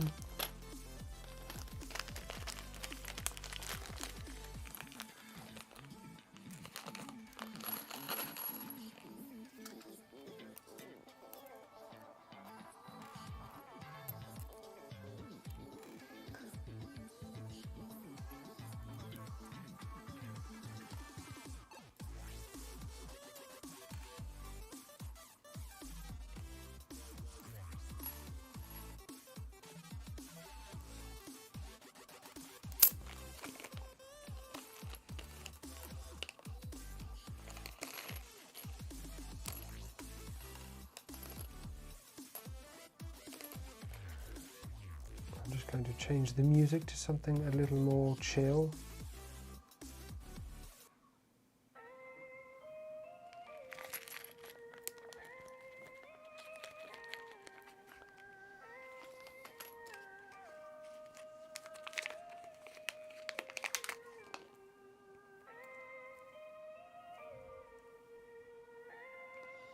I'm not sure what I'm checking really. What I've done there is kick the tyres.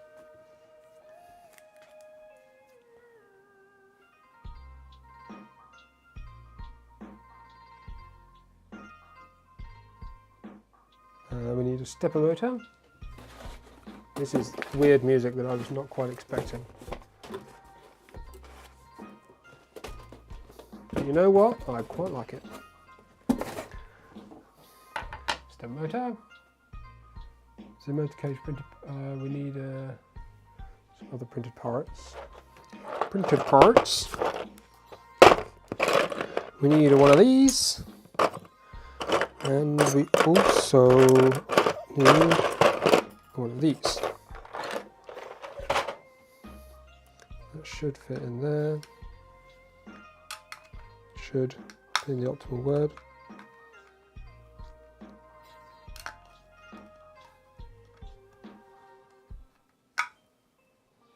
Weirdly tight for some reason. Might just give that a little snippy snip.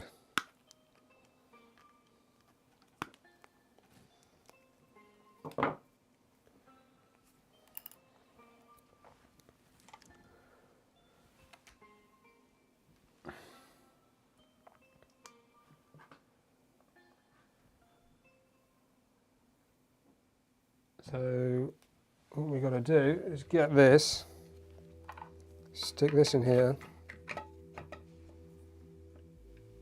stick this in here,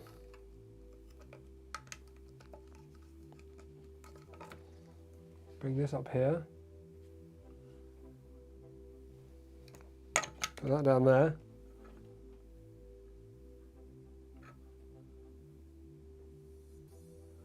and get these screws and stick them through the holes.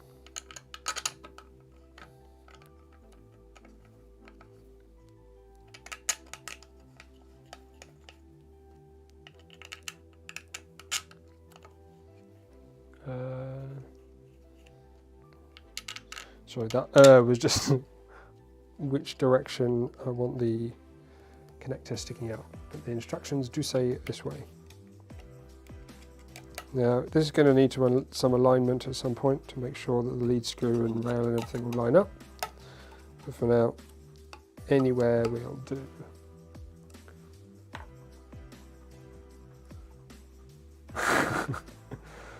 It's only compatible with green on black. Oh no! It doesn't work in purple. Epic fail. Right. Purple parts will be considered a mod then. I need my Squishy, greasy stuff back.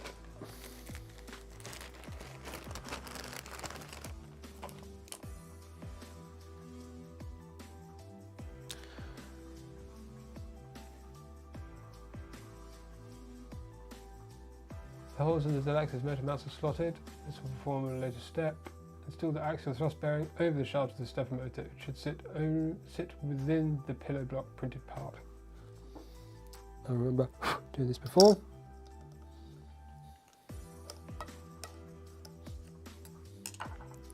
That sitteth on there. I shall apply the lubrication to here.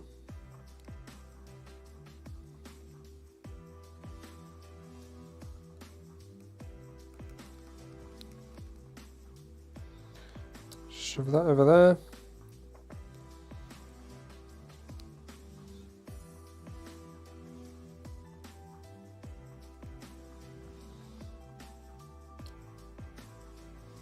There we go.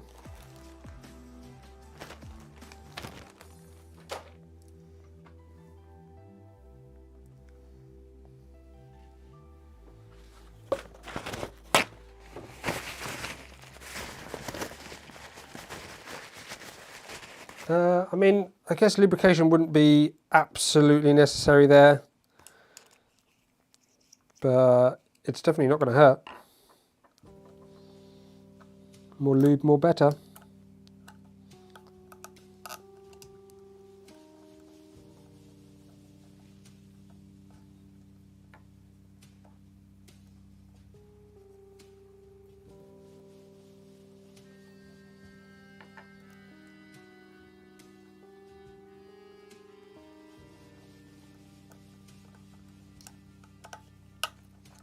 So it says apply downward thrust. So. Not like that. There we go.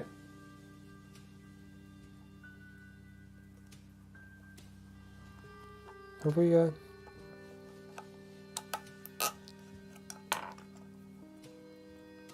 Yep, I'm happy with that. More lube, more better. Right.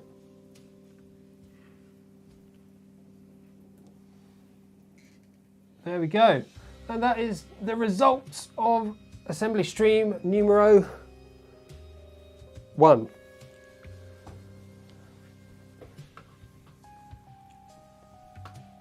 It is starting to look like a printer already. How much faster is this than the VCore 3? Man. We've done so much and we've only done one stream. Right, I guess 2.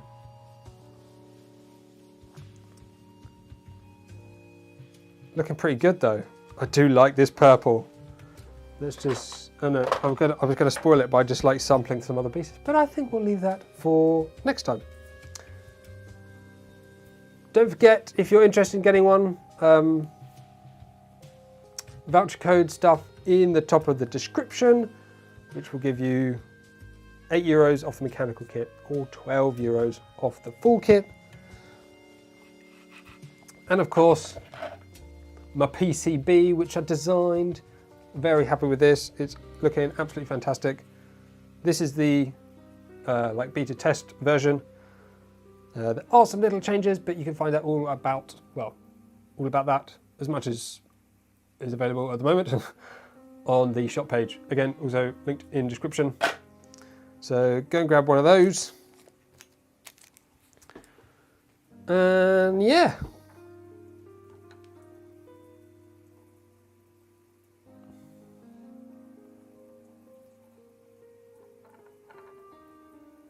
Hopefully everyone's going to have a lovely day or evening, despite all the things and difficult challenges we have going on in the world at the moment. Enjoy the rest of your evening. Wow, we're almost dot on 2 hours. 1 hour, 59 minutes and 26 seconds.